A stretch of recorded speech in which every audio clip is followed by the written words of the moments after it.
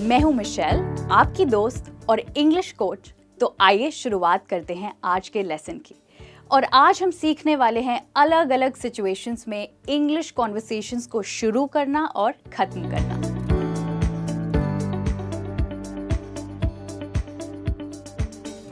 अब इंग्लिश में कॉन्वर्सेशन कैसे स्टार्ट करनी है, ये सवाल अक्सर इंग्लिश लर्नर्स को बहुत परेशान करता है। जब आप इंग्लिश में फ्लुएंट नहीं होते हैं तो आपको काफ़ी हेजिटेशन होती है इंग्लिश बोलने में। आप सोचते हैं कि क्या कहूँ, कैसे बात शुरू करूँ, कहीं गलत इंग्लिश बोल दी तो। आई एम श्योर ये परेशानी आप लोगों ने भी ज़रूर फेस की होगी, है ना? और स्पेशली अगर आप अभी इंग्लिश बोलना सीख ही रहे हैं तो। अगर आपने इन सवालों में हाँ मिलाई है तो चिंता मत कीजिए। आज के लेसन में आप सीख ही जाएंगे कि किसी भी इंग्लिश कॉन्वर्सेशन की शुरुआत हमें कैसे करनी है। तो ये है आज का लेसन। आइए देखते हैं अपना पहला फ्रेज। तो दोस्तों, आज सबसे पहले हम सीखेंगे इनफॉर्मल कॉन्वर्सेशंस के लिए कुछ फ्रेजेस, यानी दोस्तों के साथ की जाने वाली बातचीत के लिए कुछ इंग्लिश फ्रेजेस। तो दोस्तों, जब भी आप कॉन्वर्सेशन स्टार्ट करते हैं हमेशा ग्रीटिंग्स का यूज करें, जैसे कि हेलो, या फिर आप कह सकते हैं हाय, या फिर बहुत सिंपली आप कह सकते हैं हे। और कई बारी लोग प्रेफर करते हैं गुड मॉर्निंग कहना, गुड इवनिंग कहना या गुड आफ्टरनून कहना। पर जैसे कि मैंने आपको बताया, अगर आप एक इनफॉर्मल कॉन्वर्सेशन में हैं तो हेलो, हाय और हे आपके बेस्ट ऑप्शंस हैं। तो मान लीजिए आप किसी दोस्त से काफ़ी दिनों बाद मिल रहे हैं, तो आप सबसे पहले उनसे यही पूछेंगे ना कि और बताओ क्या चल रहा है, या फिर कैसे हो तुम। कभी कभी हम कहते हैं क्या कर रहे हो आजकल। तो यही सब बातें आप इन फ्रेजेस को यूज़ करके कुछ ऐसे पूछ सकते हैं। देखते हैं पहला एग्जाम्पल। आप कह सकते हैं hey Rahul, what's up, what's new, या फिर व्हाट्स हैपनिंग, या फिर आप कह सकते हैं हाउ आर थिंग्स। अब दोस्तों, इन चारों फ्रेजेस का मतलब सेम ही है और वो है क्या चल रहा है। अब सोचिए दोस्तों, अगर कोई आपसे ये सवाल पूछे व्हाट्स न्यू या व्हाट्स हैपनिंग, तो आप उसका जवाब कैसे देंगे? वेल दोस्तों, आप कह सकते हैं नथिंग मच, यानी कुछ खास नहीं चल रहा है। या फिर आप कह सकते हैं ओ जस्ट द यूजुअल, यानी बस वो ही पुराना सब कुछ चल रहा है। कभी कभी मैं कहती हूँ इट्स गोइंग ऑल राइट, यानी सब अच्छा चल रहा है। व्हाट अबाउट यू, यानी तुम अपना बताओ। जैसे अगर आपसे कोई पूछे हे व्हाट्स अप, क्या चल रहा है, तो आप कहेंगे oh just the usual, what about you, बस वही पुराना सब, तुम बताओ। और अगला फ्रेज जो अक्सर यूज किया जाता है वो है हाउ आर यू डूइंग, या फिर हाउ आर यू, यानी तुम कैसे हो। ये सवाल तो बहुत छोटा है और अक्सर लोग इसका आंसर भी सिर्फ वन वर्ड में दे देते हैं, जैसे कि ऑल ओके। इसी वजह से सारी कॉन्वर्सेशंस हाउ आर यू के जवाब पे ही खत्म हो जाती हैं। जैसे अगर किसी ने पूछा हाउ आर यू, आपने कहा फाइन, तो हो गई ना आपकी कॉन्वर्सेशन खत्म। लेकिन आप इंग्लिश सीख रहे हैं, इसलिए आप सिर्फ फाइन कहकर कॉन्वर्सेशन खत्म नहीं करेंगे। आप हाउ आर यू का जवाब देने के लिए कुछ ऐसे जवाब देंगे, फाइन, नॉट बैड, सही हूँ, सब कुछ ठीक है। या फिर आप कह सकते हैं प्रिटी गुड, यानी बहुत बढ़िया। एक और इंटरेस्टिंग तरीका है इसका जवाब देने का, वो है I have never been better, यानी इससे ज़्यादा बेहतर मैं कभी नहीं था। वेल, नेटिव स्पीकर्स एक और तरीके से इस सवाल का जवाब देते हैं और वो है सो फार सो गुड, यानी अभी तक तो सब बढ़िया ही चल रहा है। आप कह सकते हैं कांट कंप्लेन, यानी जिंदगी अच्छी चल रही है, कोई शिकायत नहीं है। या फिर आप कह सकते हैं गुड इनफ, यानी सब अच्छा है। अब दोस्तों, जिंदगी हमेशा परफेक्ट तो नहीं होती। कभी कभी आपको हाउ आर यू का नेगेटिवली भी जवाब देना पड़ता है, राइट? तो उस स्थिति में आप क्या कहेंगे? कहते हैं ना, बस टिके हुए हैं मैदान में। इसी को हम इंग्लिश में कहते हैं I am hanging in there.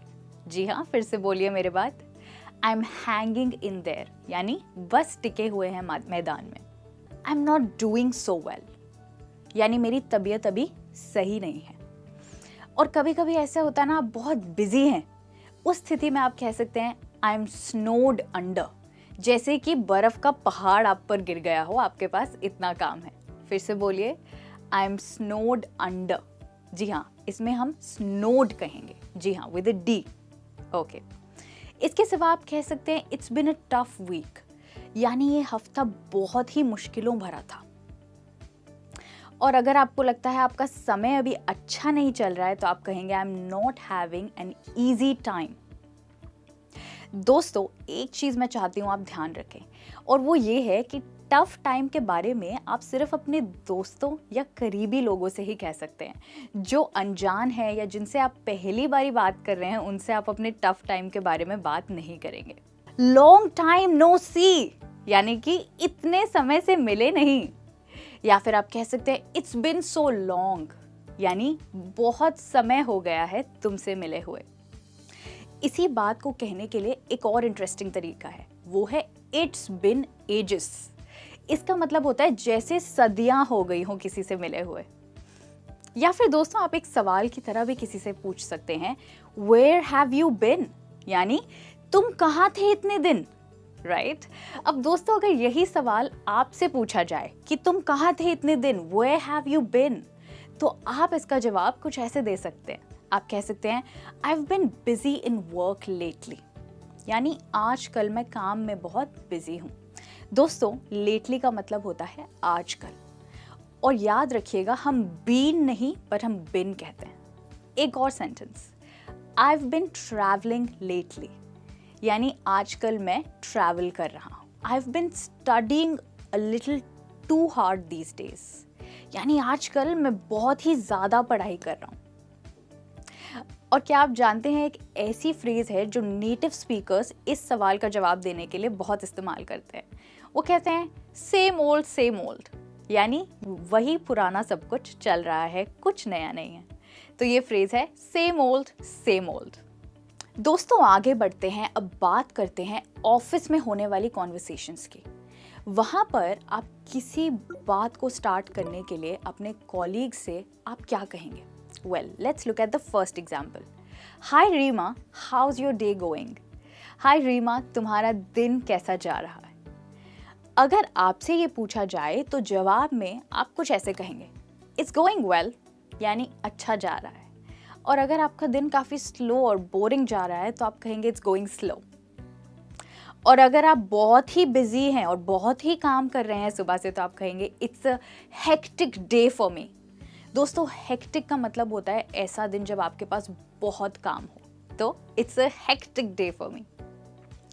अब कॉन्वर्सेशन आगे बढ़ाने के लिए आप वीकेंड से जुड़े हुए सवाल भी पूछ सकते हैं। तो अगर आपको पूछना है कि वीकेंड कैसा रहा आपका, तो आप कहेंगे हाउ वाज योर वीकेंड। अगर आप किसी को अपने साथ कहीं वीकेंड पर चलने के लिए इनवाइट करना चाहते हैं तो उसके लिए भी एक सेंटेंस है। इसी को आप इंग्लिश में कहेंगे have you got any plans for the weekend.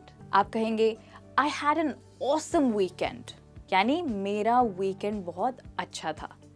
अब अगर कोई आपसे साथ चलने के लिए कहे तो आप कहेंगे well I don't have any plans for the weekend, I am going to binge watch web series, यानी कि मेरा वीकेंड का कोई प्लान नहीं है, मैं वीकेंड पर एक के बाद एक वेब सीरीज देखूंगी। दोस्तों, आपने सुना, मैंने यहाँ पर एक नया फ्रेज यूज किया, बिंज वॉच। जी, बिंज वॉच का मतलब होता है लगातार टीवी पर या लैपटॉप पर एक के बाद एक कोई सीरियल या कोई मूवी देखना, उसको हम कहते हैं बिंज वॉच। दोस्तों, पता है स्ट्रेंजर्स के साथ कॉन्वर्सेशन स्टार्ट करने का एक सीक्रेट होता है। क्या आप जान सकते हैं क्या है? वेल, वो सीक्रेट है वेदर, यानी मौसम। क्योंकि मौसम के बारे में बात करना बहुत आसान है और ये किसी भी जगह किसी के साथ भी आप कर सकते हैं। जैसे कि अगर मौसम बहुत बेकार लग रहा है, अच्छा नहीं है, तो आप कह सकते हैं nasty weather today, isn't it? तो यहाँ पर आप दूसरे व्यक्ति की राय पूछ रहे हैं कि आज मौसम बड़ा खराब है ना? या फिर अगर मौसम बहुत अच्छा है तो आप कह सकते हैं the weather is so nice today, are you from around here, यानी आज मौसम बहुत अच्छा है, क्या आप यहीं कहीं से हैं? तो इस तरीके से आपने उनसे अपनी कॉन्वर्सेशन को आगे बढ़ाने की कोशिश की है। अब अगर बहुत गर्मी है तो आप कहेंगे it's boiling hot today, right? और अगर आज बहुत ठंड है तो आप कह सकते हैं इट्स फ्रीजिंग, यानी बहुत ठंड है आज। और दोस्तों इसी के साथ आज का लेसन यहीं ख़त्म होता है और मुझे उम्मीद है कि आज आपने जो भी कॉन्वर्सेशन स्टार्ट करने के लिए फ्रेजेस और सेंटेंसेस सीखे हैं वो सारी फ्रेजेस अब से आप यूज़ करेंगे किसी भी नए व्यक्ति से बात करने के लिए। थैंक यू सो मच मेरे साथ जुड़े रहने के लिए। मैं वापस आऊँगी एक और मज़ेदार लेसन के लिए। Till then take care and bye bye.